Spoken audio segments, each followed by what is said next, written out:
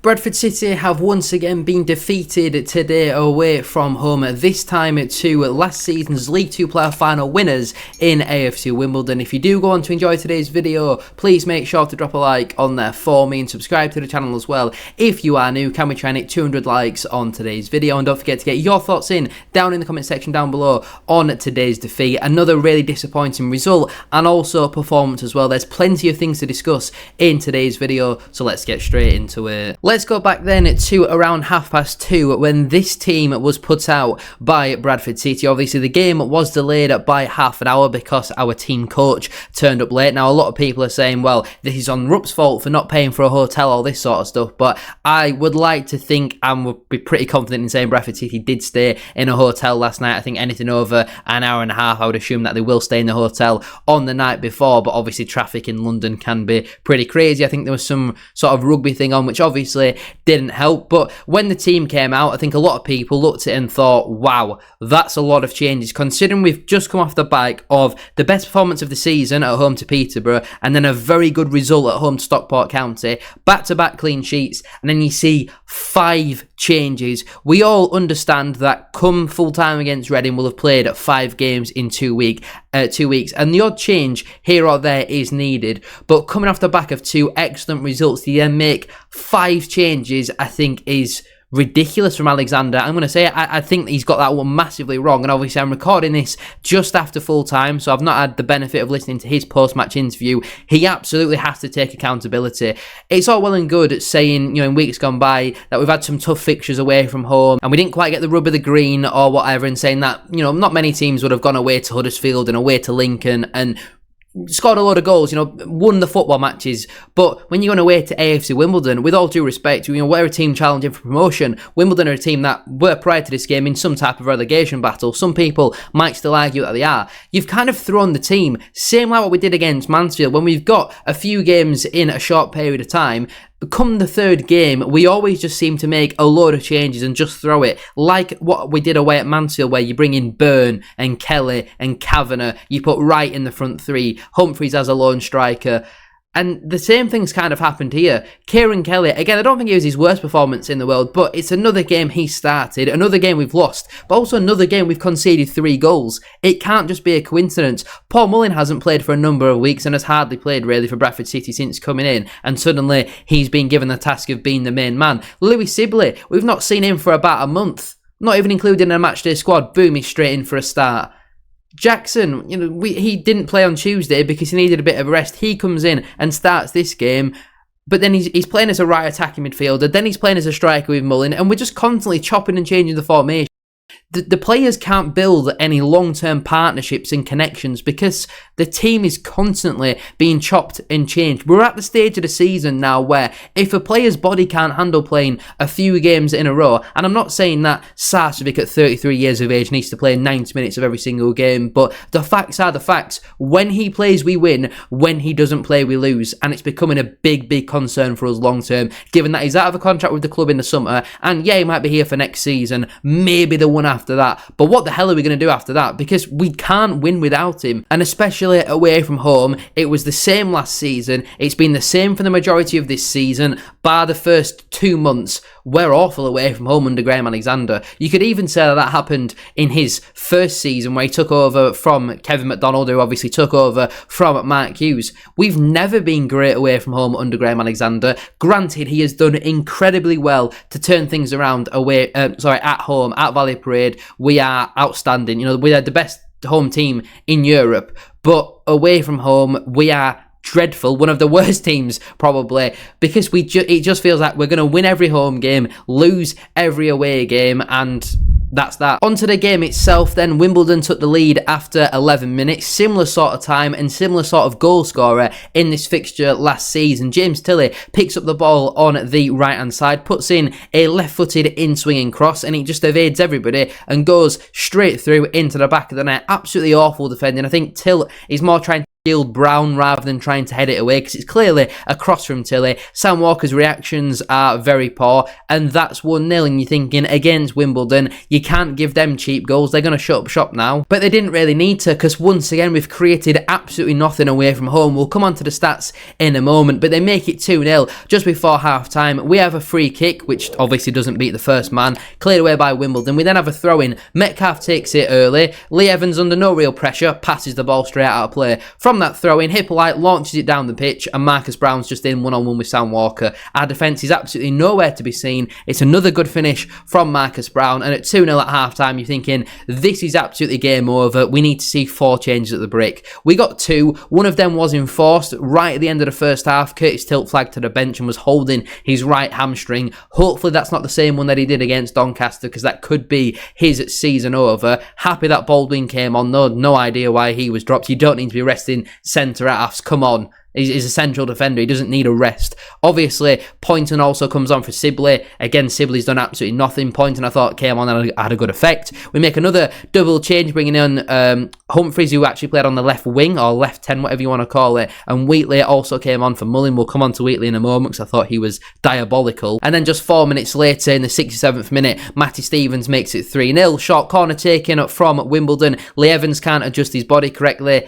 Again, just like the second goal, not good enough from Evans. The third goal, not great from Evans. And then Smith squares it to Stevens with a very cute finish past Sam Walker, who then can't react quick enough. We do pull a goal back through Stephen Humphreys. A nice pass from Lee Evans into Stephen Humphreys, who picks up the ball, loads of space, goes past Ogundere, goes past Bauer, and drills it low and hard from outside the penalty area into the bottom corner. It's almost like if you play Stephen Humphreys in his best, most natural position, you get the best out of him. Yes, he took on a shot which went out for a throw-in about 5 or so minutes before that, which was diabolical. But nice to see Humphreys on the score sheet once again. He scored in his last 2 substitute appearances. Obviously, we've lost both of those games, but good for him to at least be getting a couple of goals. He's up to 6 goals for the season now, which in 25 appearances is certainly not the end of the world. But I think we've known it for a long time. Stephen Humphreys' best position is that left attacking midfield role where Bobby Poynton's playing. So it gives us a conundrum, but it also gives us another option. He's much better than Sibley, than Lapsley, than Joe White. Humphreys has to play there. I'm sick of seeing them 3 players that I've just named over Humphreys when Humphreys plays a lot better in that position. But that was all she wrote. They had some chances after that. We had some half chances. Poynton forced a good save from Bishop, but just another really bad day at the office away from home. Looking at the stats then from this game, pretty much all of them are in favour of AFC Wimbledon, apart from possession, which we've just ever so slightly edged. And again, we've created very little in the match. And again, a first half away from home looks like this.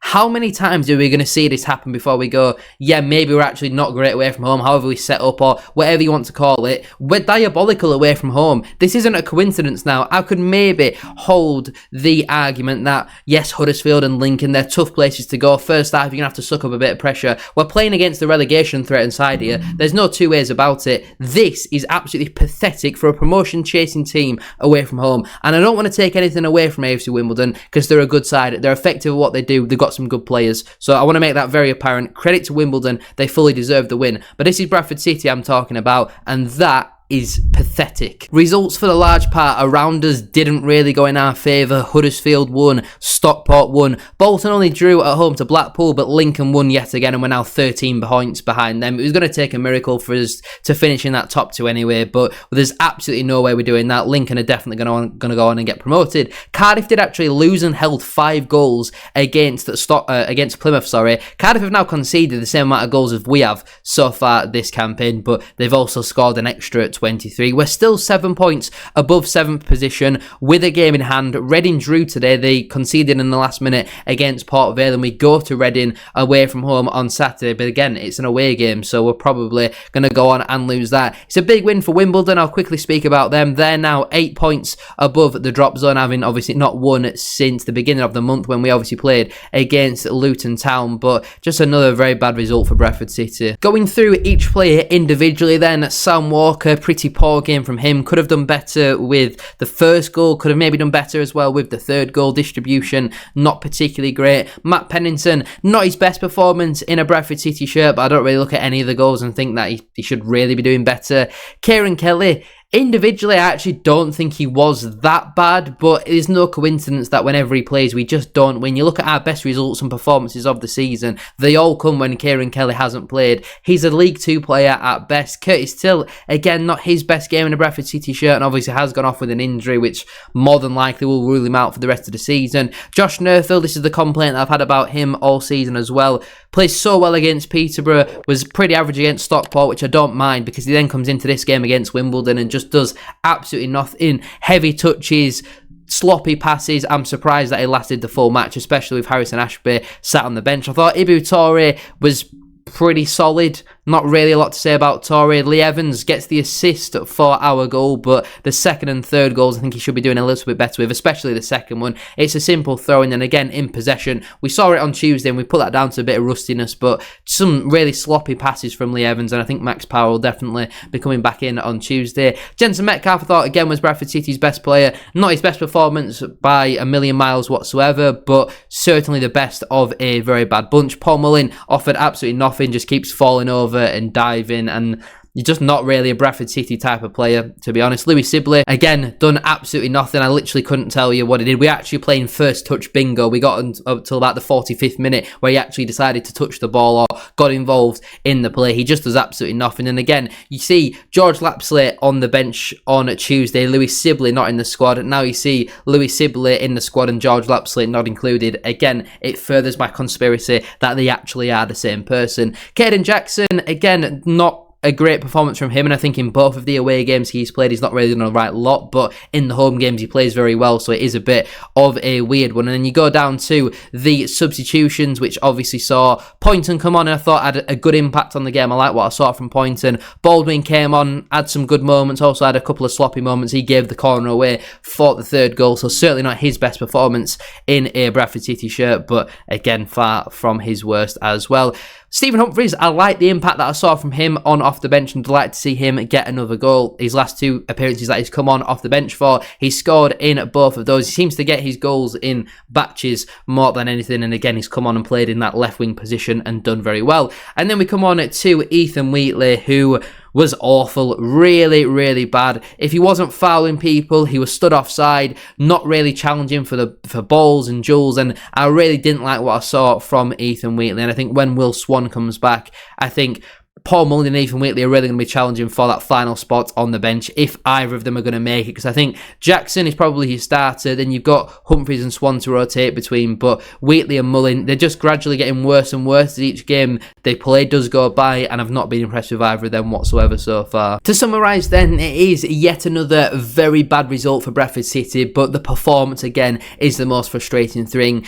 Away from home, we just create absolutely nothing. Defensively, we're not good enough. For the large part, I'd put this result on Graham Alexander. Making 5 changes in a game like this, coming off the back of 2 very good results and a couple of very good performances as well, it just doesn't make sense. Like I said, the odd 1, maybe 2 changes every couple of games, I could get behind that. But 5 changes when you're bringing in players like Kelly and Sibley who've not played for months, at least a month, it's just baffling. Why are you doing that? You're bringing in players who are going to be rusty, they're going to be cold, and obviously it was a bad team performance. I'm not just putting it on them, but the individual selections from Alexander, just really poor, and it's so frustrating because we probably are going to finish in a playoff spot, but when you think about the away leg in the playoffs against a Stockport or a Bolton or a Huddersfield, it could be tie over by the time that's done, surely. But anyway, I'm going to leave it there then for today's video. If you have enjoyed, please make sure to drop a like on there for me and subscribe to the channel as well. If you are new, can we try and hit 200 likes, as I said at the start of today's video. And don't forget to get your thoughts in down in the comment section down below. I'm really looking forward to what you all have to say down in the comment section down below. Do you put it down to another bad team performance? What do you think is going wrong away from home? What did you make of the changes? Do you think that the delayed kickoff and the team bus arriving late played a big factor? Let me know what you think down below. But congratulations to Wimbledon on the win. I definitely think they are going to stay up this season. They've got goals in their side and they're pretty strong defensively. Don't really give up many chances. But thank you all for watching. Have a great rest of your day, and I'll see you all on Tuesday for Rotherham at home, which they're probably going to have a new manager bounce, and that could be another tough one. I'll see you all then.